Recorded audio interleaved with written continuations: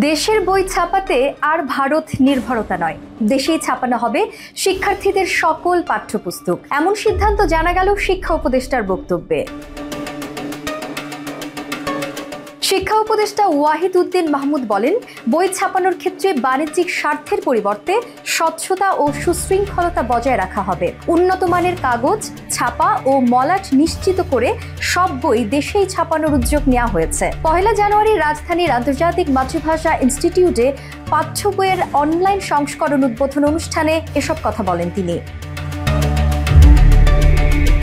নতুন বইয়ে থাকবে না কোনো রাজনৈতিক পক্ষপাত, নিরপেক্ষতা বজায় রেখে করা হয়েছে পরিমার্জন। এ প্রসঙ্গে শিক্ষা উপদেষ্টার মন্তব্য, দলীয় রাজনীতির নিরপেক্ষতা বজায় রেখে পাঠ্য বই পরিমার্জন করা হয়েছে। আগে নবম ও দশম শ্রেণীতে শুধু সাধারণ গণিত ও বিজ্ঞাপন পড়ানো হতো, এখন উচ্চতর গণিত ও বিজ্ঞানও অন্তর্ভুক্ত করা হয়েছে। রাজনৈতিক পথ পরিবর্তন, পরিমার্জন এবং নানাবিধ কারণে এবছর বেশিরভাগ শিক্ষার্থী পায়নি পাঠ্য বই। বরাবরের মতো বছরের প্রথম দিনে আয়োজিত হয়নি বই উৎসব। জটিলতা এড়াতে তাই প্রকাশিত হলো অনলাইন সংস্করণ।